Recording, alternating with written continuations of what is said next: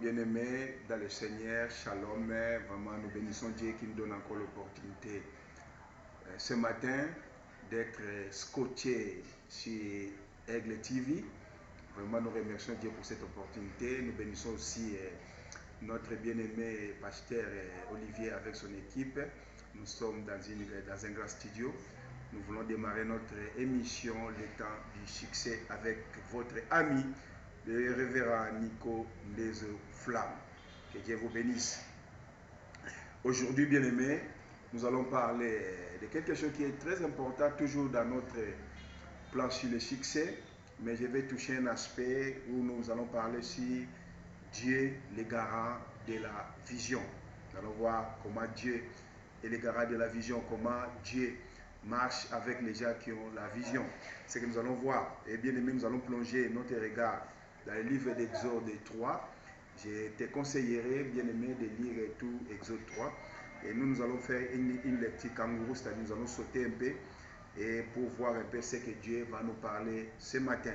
Je lis le verset 1. Moïse faisait paître les troupeaux de Jéthro, son beau-père, sacrificateur de Mandia, et il mena les troupeaux derrière le désert et vint à la montagne de Dieu, à Horeb.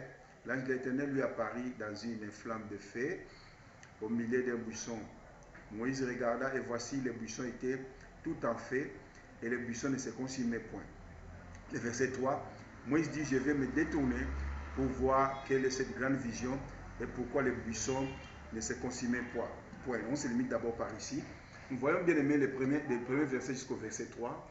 Nous connaissons que Moïse, lorsqu'il a fui la colère du Pharaon, il est parti au désert. C'est là où il a vécu avec son beau-père Jéthro.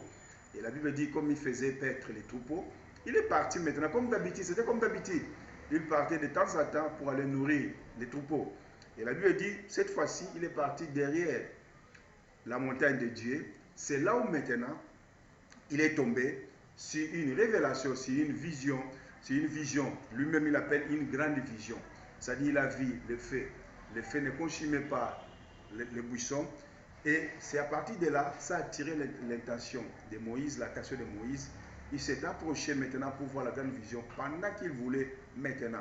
Regardez, c'est là où une voix est sortie du feu pour lui dire, Moïse, l'endroit dans lequel tu te tiens, c'est un lieu saint, enlève tes chaussures. Et deuxièmement, qu'est-ce que Dieu lui a dit encore?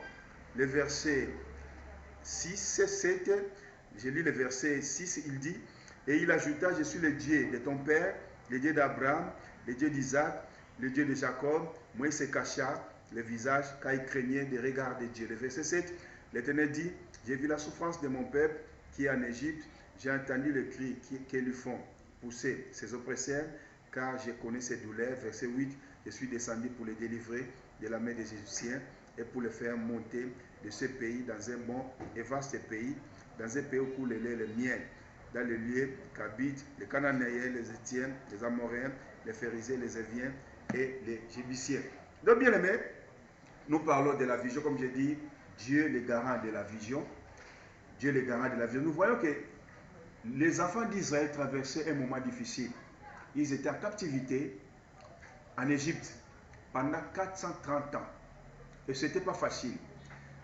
Pendant leur temps de souffrance, Dieu aussi avait son calcul, Dieu aussi avait un plan. Et Dieu voulait maintenant faire libérer son peuple. Qu'est-ce qu'il a fait? Dans la stratégie de Dieu, étant que l'architecte par excellence, il a choisi une personne, ce qui devait déposer les fardeaux afin de libérer son peuple. Et Dieu a versé son regard, ou a focalisé son regard vers quelqu'un qui était hors même du pays parce qu'il avait fui. Il était hors du pays, c'était Moïse. Dieu s'est révélé à lui. Donc, c'est par là, bien aimé, nous définissons d'abord la vision comme étant la révélation de Dieu, ou la révélation du plan de Dieu concernant une personne, concernant une nation, concernant un individu, concernant une société, concernant une ville. Donc Dieu maintenant voulait libérer son peuple. Et qu'est-ce que Dieu a fait? Il a révélé ce plan. Il a révélé sa stratégie auprès d'une personne qui s'appelle Moïse. Donc dans la vision de l'aimé, Dieu d'abord a commencé à s'identifier. Si nous voyons le verset 6, Dieu s'identifie en disant, je suis le Dieu d'Abraham, d'Isaac et de Jacob. Donc la vision, bien aimé, dans chaque vision, Dieu s'identifie. pour que la personne puisse comprendre que ce n'est pas, je ne m'aventurerai pas envers, mais il y a quelqu'un, le créateur de cieux et de la terre, qui m'envoie. Donc Dieu s'identifie parce que Dieu avait traité une alliance avec Abraham, il avait traité l'alliance avec Isaac, il avait traité l'alliance avec Jacob.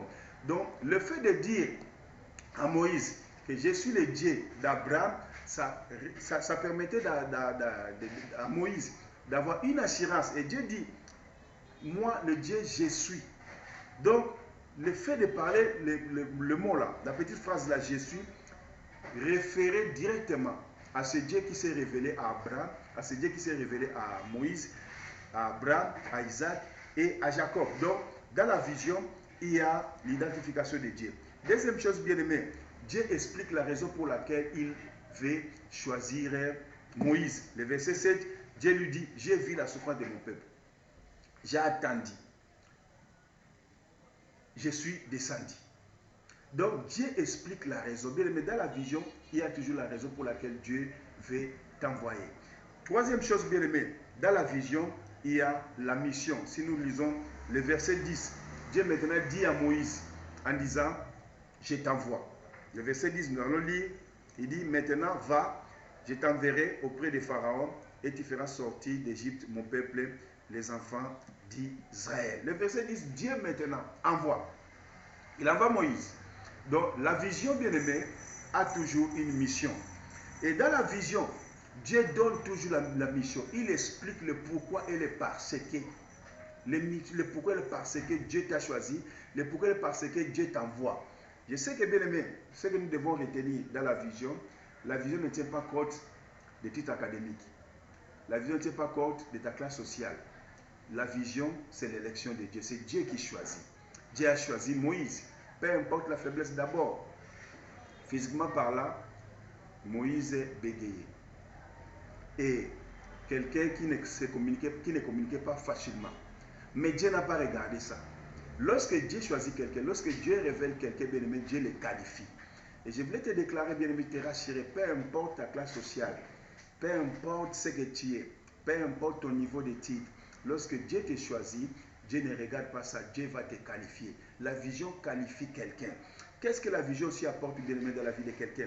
La vision, bien aimé, stimule quelqu'un. Moïse était quelqu'un qui ne parlait pas, quelqu'un qui parlait difficilement, mais lorsqu'il a reçu la vision, ça lui a stimulé.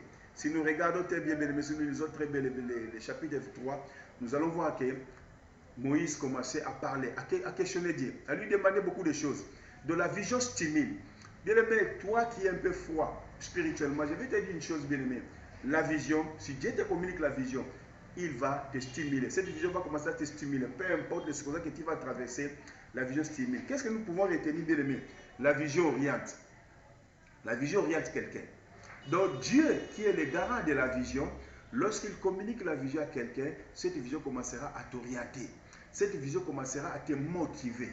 Cette vision, bien aimé, commencera, bien aimé, à changer ta vie, à changer ton comportement, à changer ton langage, à changer tes démarches, à te fortifier, à focaliser sur le but, à focaliser sur un objectif. Donc la vision pousse quelqu'un à aller de l'avant. Et Moïse, lorsqu'il a compris le pourquoi et le parce que, et Dieu lui-même a dit que voici comme si, lorsque tu feras sortir ce peuple de la main du Pharaon, regarde l'endroit dans lequel vous viendrez m'adorer, vous viendrez me servir. Donc, bien aimé, dans la vision, il y a la localisation. Dans la vision, il y a la localisation, c'est-à-dire l'endroit par lequel où tu viendras exercer ou accomplir la vision de la part de Dieu. Comme moi, par exemple, qui est traité de vous animer, bien aimé, dans ma tête, je n'avais aucune intention qu'un jour je serais serviteur de Dieu. Lorsque j'ai terminé les études secondaires, dans mon objectif, c'était d'être un médecin, de faire la médecine, d'être un médecin. Et au fur et à mesure, bien aimé, Dieu commençait à communiquer dans ma pensée, à commencer à parler dans mon esprit qu'il a un plan merveilleux concernant ma vie. Et ce plan-là, je devais le servir. Et Dieu m'a dit, Nico, pousse mon peuple de l'échec au succès par le message de la foi que je fais dans ta vie.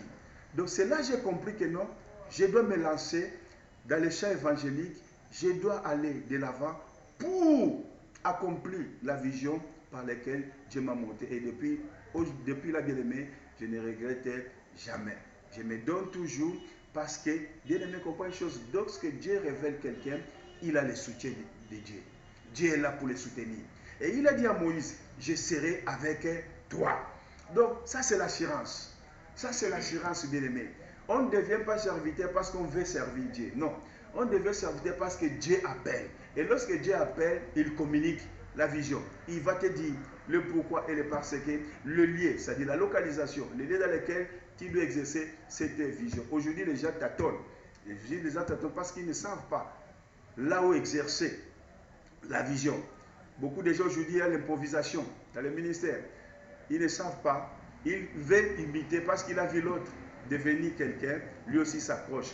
Mais je voulais te dire, bien-aimé, que la vision vient de Dieu. La vision nous donne la motivation. Et Dieu est le garant de la vision. Lorsque tu t'accroches à ce Dieu-là, bien-aimé, peut-être tu me demanderas, mais pasteur, qu'est-ce que je dois faire pour connaître la vision de Dieu? Il y a un passage dans Jérémie 33, verset 3 qui dit, invoque-moi, je te répondrai, je te montrerai des choses grandes et cachées que tu ne connais pas. Donc, bien, si tu invoques Dieu, si tu invoques Dieu, Dieu va te révéler le pourquoi et le parce qu'il t'a mis sur la terre. Amen. Là, c'est pour les chrétiens. Mais pour ceux qui sont encore païens, bien aimé, si tu veux connaître la vision de la part de Dieu, la première des choses, tu dois recevoir Jésus comme Seigneur et Sauveur. Donc, viens, appelle Jésus. Jean 1, verset 12 dit ceci, à tous ceux qui l'ont reçu, à tous ceux qui croient son nom, il a donné le pouvoir de devenir enfant de Dieu. Donc si tu fais une invitation solennelle en appelant Jésus comme Seigneur et Sauveur dans ta vie, bien aimé, ça c'est la première clé du succès. Lorsque Jésus sera en toi, au fur et à mesure que tu seras avec lui, il va commencer à te révéler le pourquoi et le parce qu'il t'a créé sur la terre. Et tu verras qu'il sera là pour t'amener vers l'excellence. Bien-aimés, nous sommes presque arrivés à la fin de notre prédication de ce matin. Vraiment que Dieu vous bénisse et nous allons faire une petite prière. Seigneur Jésus, je m'adresse d'abord à ceux qui n'ont pas encore reçu Jésus. Fais cette invitation, bien-aimé, solennelle. Invite Jésus comme Seigneur et Sauveur. Lorsque Jésus sera en toi, c'est le début, c'est un déclic de ta bénédiction. Seigneur Jésus, me voici, j'ai marché seul, j'avais les ambitions, je crois que c'était la vision de Dieu, mais j'ai compris, la vision n'est que la révélation provenant de toi. Je t'invite d'entrer dans ma vie comme Seigneur et Sauveur, dirige-moi, prends soin de moi, au nom de Jésus, j'ai ainsi prié. Amen. Mais pour les autres bien-aimés qui sont en train de tâtonner, bien-aimé, je vais prier pour toi et Dieu te bénira certainement. Seigneur Jésus, je laisse au Dieu de gloire tous ceux qui m'ont suivi ce matin, qui sont en train de chercher ta face, qui veulent expérimenter la gloire Yahweh. Seigneur, révèle-les. Révèle-les le pourquoi et le parce que. Révèle-les, papa, parce que c'est toi qui es le garant de la vision. Révèle-les, soutiens-les, sois avec eux. Que les écailles tombent, afin que chacun de nous puisse avoir la vraie vision provenant de toi, la révélation provenant de toi. Au nom de Jésus, j'ai ainsi prié. Amen. Shalom, shalom. Bye bye. À la prochaine.